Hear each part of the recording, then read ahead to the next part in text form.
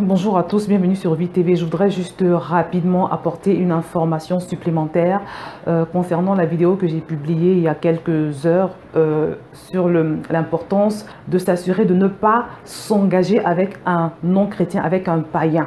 Alors, je précise que cette vidéo n'est pas une invitation aux personnes qui sont déjà en couple avec un païen éventuellement à se séparer.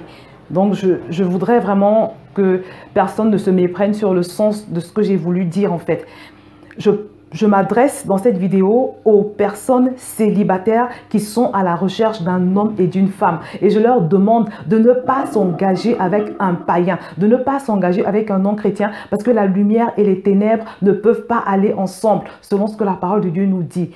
Mais ce que je voudrais préciser, parce que je le dis en fonction des retours que j'ai eu, c'est que si on est en couple, si on est déjà en couple avec des enfants par exemple, ou si on est déjà marié, ce n'est plus pareil. Si tu es marié avec un païen, ce n'est pas pareil, parce que le mariage est une institution. Le mariage est une institution, quelle que soit la personne avec qui on est marié. Le mariage, une fois qu'on a contracté les liens du mariage avec une personne, on ne peut pas s'en séparer comme ça. Et je voudrais qu'on lise un verset qui va nous permettre de mieux comprendre ce que je suis en train d'essayer de dire. On va donc lire dans 1 Corinthiens chapitre 7 au verset 12. « Si un frère a une femme non-croyante et qu'elle consente à habiter avec lui, qu'il ne la répudie point. Et si une femme a un mari non-croyant et qu'il consente à habiter avec elle, qu'elle ne répudie point son mari. Car le mari non-croyant est sanctifié par la femme et la femme non-croyante est sanctifiée par le mari. Autrement, vos enfants seraient impurs, tandis que maintenant ils sont saints. Si le non-croyant se sépare, qu'il se sépare. Le frère ou la sœur ne sont pas liés dans ces cas-là. Dieu nous a appelés à vivre en paix.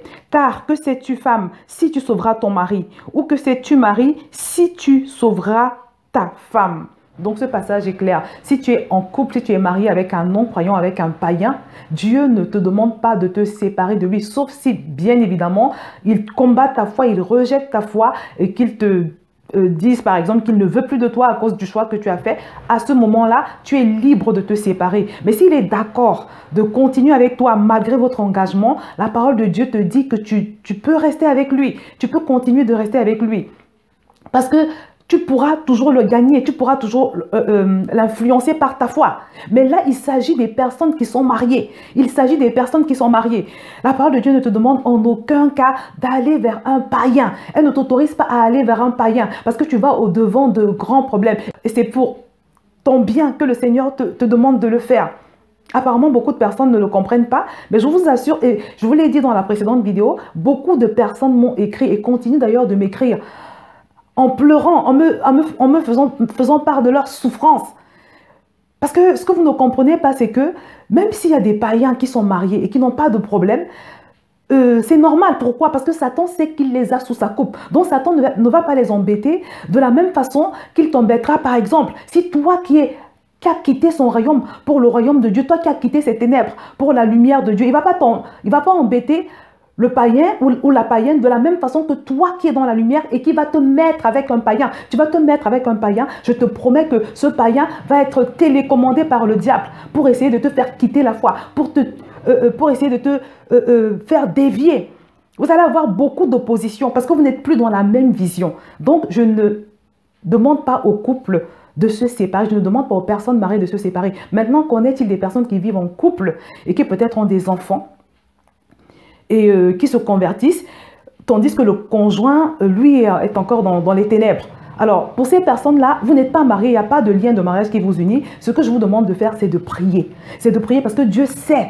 Il sait ce que sera votre relation. Il connaît les conditions. Il sait toutes choses. Donc, quand c'est comme ça, on s'adresse au Seigneur, on prie. On demande au Seigneur de nous conduire. Dans certains cas, vous allez vous rendre compte que le Seigneur va faire grâce. Il va toucher le cœur du partenaire inconverti. Et il va restaurer votre couple. Et vous allez pouvoir continuer ensemble dans la foi. Mais dans certains cas, il va te demander de le quitter. Il va te demander de le quitter. Ça dépend vraiment des cas. C'est au cas par cas. Dans certains cas, il va te demander de le quitter et vraiment de faire table rase de tout ce passé. Et il va t'aider à te reconstruire autrement. Il ne faut pas limiter Dieu. Il faut simplement faire ce que Dieu demande. Il faut simplement faire ce qu'il nous demande de faire parce que Dieu sait toutes choses. Ayons foi en Dieu et appliquons-nous à faire ce qu'il nous demande. Parce que quand Dieu nous demande de faire une chose, c'est pour notre bien. Donc vraiment, j'espère que j'ai été claire. La vidéo que j'ai publiée précédemment s'adressait aux personnes célibataires qui recherchent un conjoint.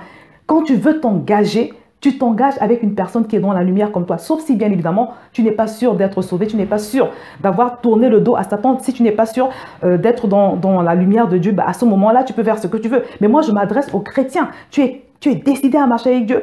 Tu es convaincu d'avoir reçu Jésus. Tu es convaincu d'être dans sa lumière. Ne va pas faire un choix qui va te ramener dans les ténèbres. Donc, c'était ça mon propos. Mais en ce qui concerne les personnes qui vivent en concubinage ou bien les personnes qui sont mariées, c'est différent. Donc, ce que j'ai dit, c'est que si ton conjoint avec qui tu es marié est d'accord pour vivre avec toi, il n'y a pas de souci. Vous pouvez continuer ensemble et tu pries pour lui pendant ce temps-là pour le toucher. Et tu t'arranges aussi à manifester un bon témoignage parce que c'est beaucoup plus ton témoignage qui va l'encourager à se donner au Seigneur Jésus. Pour les autres, les couples qui sont ensemble mais qui ne sont pas forcément mariés, il faut prier. Il faut prier pour demander la marche à suivre au Seigneur. Mais le Seigneur peut également restaurer votre couple. Mais si tu sens que votre couple est compliqué, que c'est une relation vraiment bizarre, tu as le droit vraiment de faire table rase. Mais en toute chose, il faut être conduit par l'Esprit. Donc vraiment, j'espère que cette fois-ci, vous n'allez pas vous méprendre sur le sens de mes propos. Donc voilà ce que je voulais dire concernant ce sujet. Je vais m'arrêter là et je vous dis à très bientôt sur VTV.